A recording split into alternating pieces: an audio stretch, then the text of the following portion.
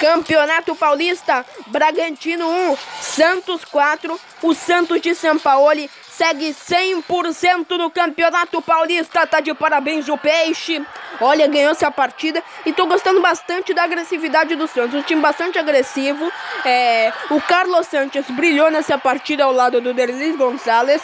Uma equipe muito rápida que não deixa brechas na defesa, porque o Bragantino só teve oportunidade de fazer o gol no início do jogo e o Vanderlei ficou dormindo. Não teve problema, porque a equipe do Santos conseguiu controlar o Bragantino no seu campo de defesa com muita agressividade. Perdeu várias oportunidades no primeiro tempo, poderia ter aberto ainda mais vantagem para cima do Bragantino. E o interessante, isso foi até perguntado na coletiva para o Sampaoli, por que quando o Santos fez 4-0, isso já na segunda etapa, porque 3 dos 4 gols do Santos foram marcados na primeira, porque teve muita intensidade, no segundo tempo até se cansou um pouquinho, porque depois do quarto gol, Sampaoli, você seguiu em cima da sua equipe, para que ela seguisse pressionando, trabalhando a bola, para que não desistisse e se fechasse. O Sampaoli está adotando um estilo agressivo para o Santos, muito eficaz. E o engraçado é que o Santos está jogando muito no coletivo. Não tem aquela estrela individual que era o Gabigol. Agora joga totalmente no coletivo. O Jean Mota, o Carlos Sanches, o Soteldo, o Derlis Gonçalves, jogadores muito rápidos, com muita agressividade. Bragantino ficou muito acuado. Tivemos esse pênalti aí. Achei que o árbitro acertou na marcação. E uma cavadinha, que golaço, que categoria do Carlos Sanches aos 10 do segundo tempo, para fazer 4-0 para o Santos. E o Santos vem tendo um ataque muito potente até agora no Paulistão. Já são quantos? Já são 11 gols que o Santos fez. E na minha aqui contabilidade só levou 1, portanto tá com saldo de 10. Para você ver qual é a potência do ataque do Santos, que tá ganhando todos os jogos de goleada, dando um show de futebol para cima do Bragantino nessa partida, que fez o seu gol de honra com Wesley.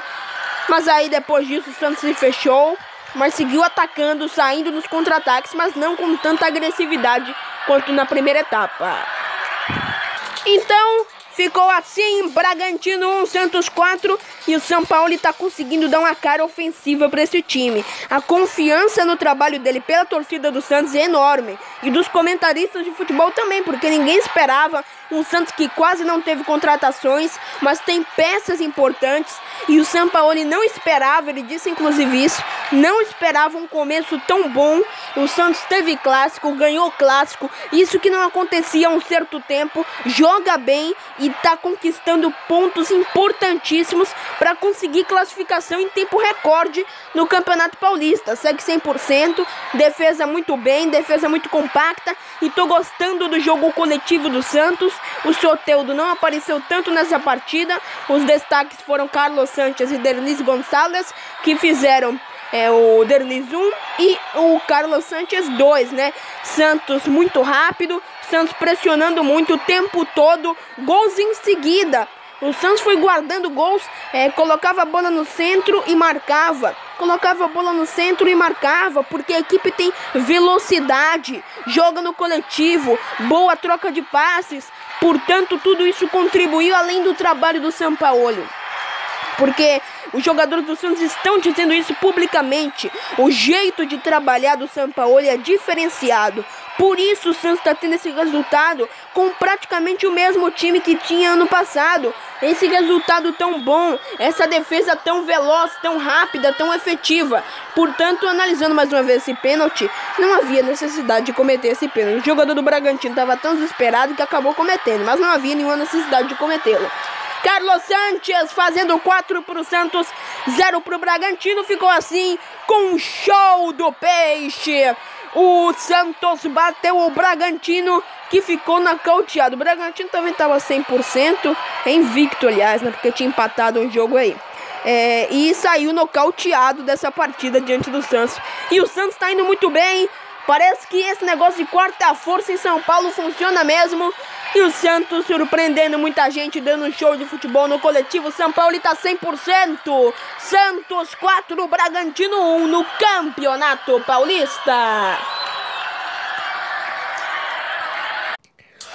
Campeonato Paulista, São Paulo 0, Guarani 1. O Guarani arrancou 3 pontos do Corinthians, 3 pontos do São Paulo. Inacreditável, São Paulo jogou bem, porém no primeiro lance da partida e o Thiago Volpi leva um frangaço.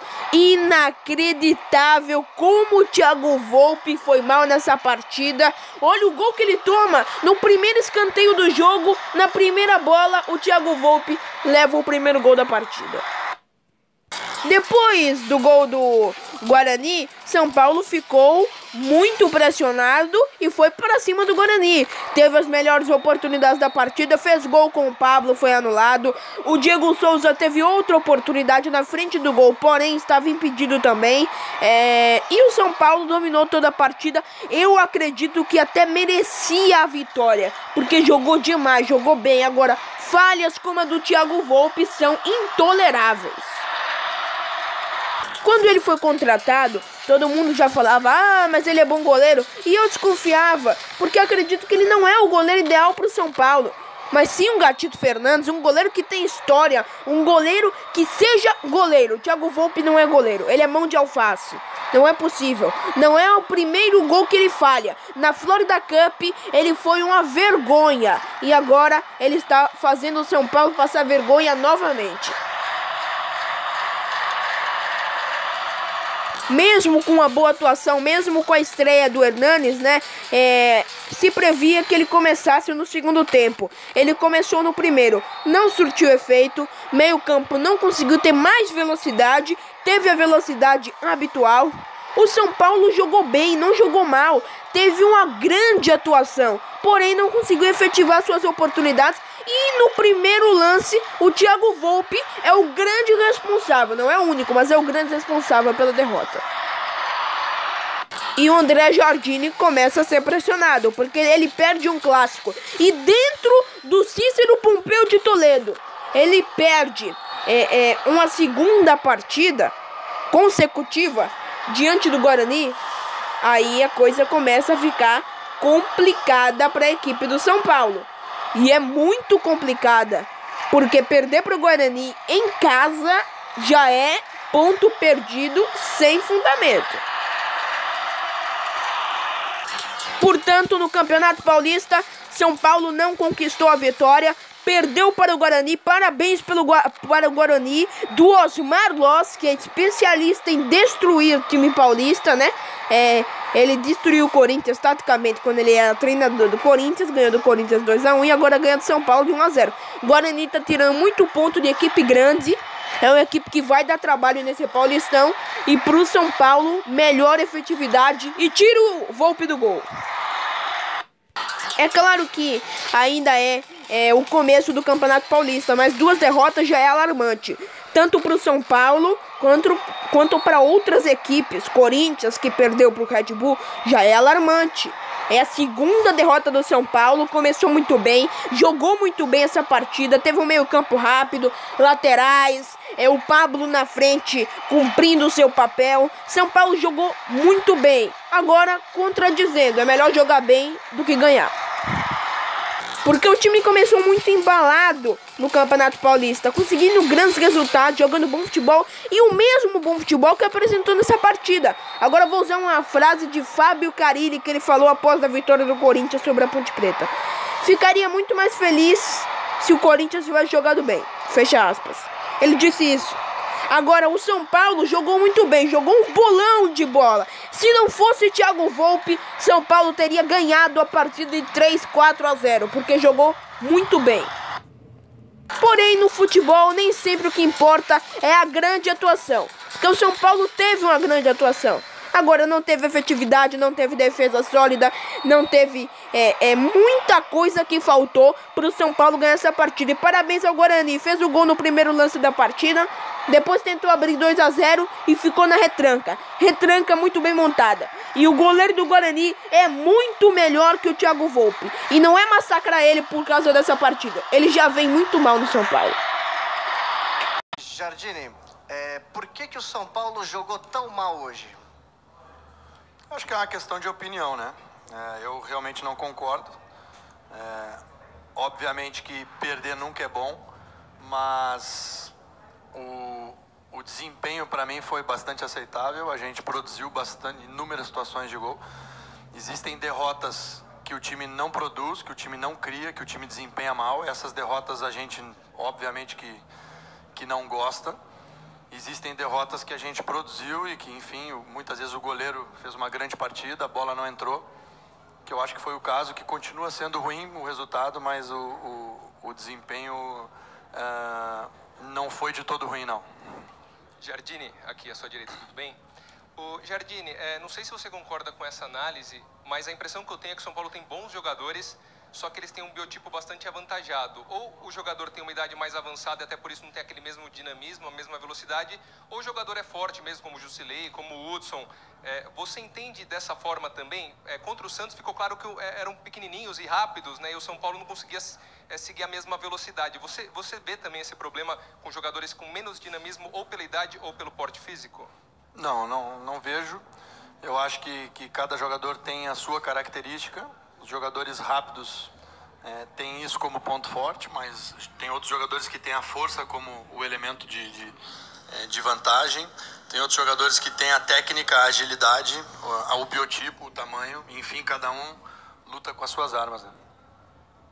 Giardini, eu queria saber se você tem alguma informação do Jusilei e do Lisieiro e até do Bruno Pérez, que algumas vezes levou a mão ao posterior da coxa, em relação a, não só domingo, principalmente a Córdoba, e o quanto essas lesões de hoje te fazem repensar o planejamento para o jogo de domingo contra o São Bento, onde novamente você terá jogadores expostos a esse tipo de lesão, prejudicando a tua preparação e teu time ideal para o jogo da Libertadores. O Lisieiro e o Jusilei saíram por lesões de trauma, né, de pancada, não foi nada muscular. Inclusive faltas que não foram reprimidas com o cartão amarelo. Eu achei que nos dois casos caberia.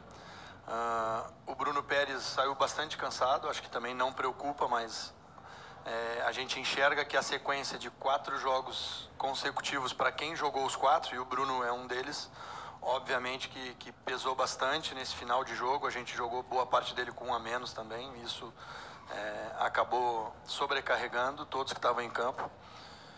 Mas a gente vai avaliar amanhã, Edu, e ver como é que está todo mundo. E, enfim, a gente tem feito isso todos os jogos, tem tido esse cuidado, tem rodado alguns jogadores.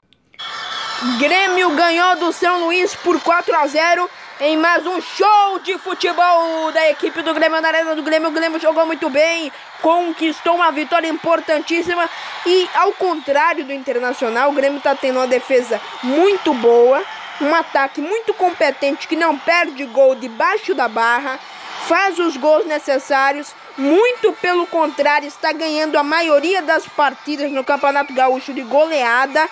7 gols em 2 partidas de grandes atuações. Estou gostando bastante da bola parada gremista. Tem sido uma grande arma da equipe do Grêmio, né? O Marinho, esse aí é que falou que estava aberto para ir para o Flamengo. Deu a volta por cima, o grupo conseguiu reintegrar ele psicologicamente, porque não é legal você dizer que é ir para outro clube e acabar não indo, né?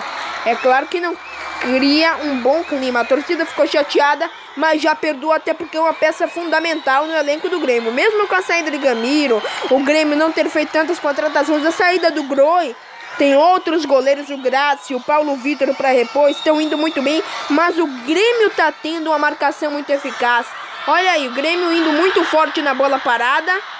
Aí você vê a equipe do Grêmio fazendo o 3º gol, indo muito forte na bola parada, marcando muito bem, tendo uma marcação muito compacta, um ataque muito rápido, triangulação, não erram bola, não erram troca de passes, e o Internacional erra muito. O Grêmio joga no coletivo, não depende de um jogador como o Internacional depende do Nico Lopes, tem velocidade, tem efetividade, tem produtividade, está fazendo os gols que precisa, conquistando os resultados que precisa. E o Grêmio nessa temporada, eu tenho certeza que não é porque jogou com São Luís, não, porque jogou com Juventude, jogou com Aimoré, jogou com vários outros clubes e apresentou o mesmo futebol regular, com time titular ou com time reserva. O Grêmio tem um grande elenco comandado pelo Renato Gaúcho, que está fazendo sucesso no Campeonato Gaúcho.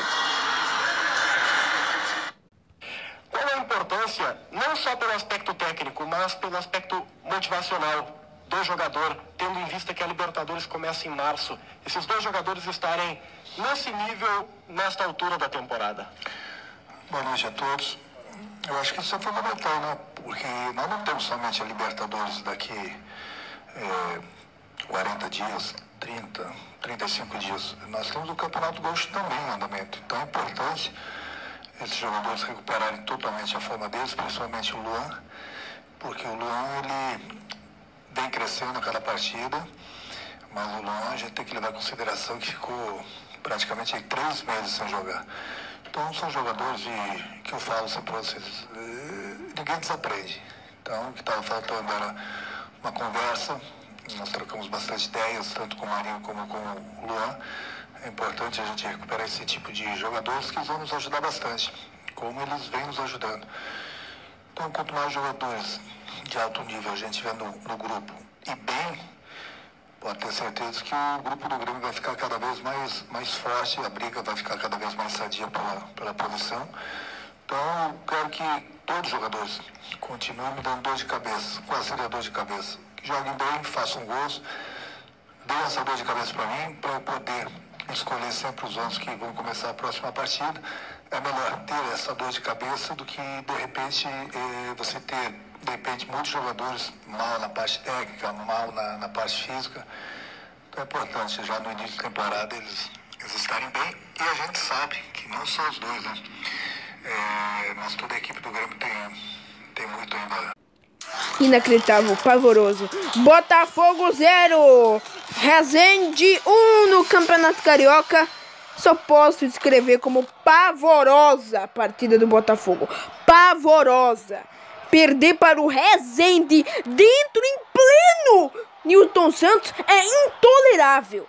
Levar bola na trave do Resende é intolerável. O time não tem competência defensiva para marcar bem os atletas do Resende e não conseguir fazer os gols que precisa com a defesa fraquíssima do Resende é inacreditável, intolerável. E o Flamengo empatou com o Resende e o Botafogo perdeu para o Resende. Não é porque o Resende é competente, é porque os times do Rio de Janeiro precisam melhorar no campo da defesa. Está horrível.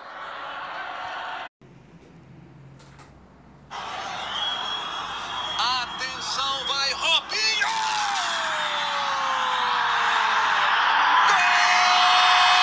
Desce lá na direita com o Gindre, houve o desvio, olha o Gustavo! Aí o gol de empate do Boa Esporte, você vê o segundo gol da equipe do Cruzeiro.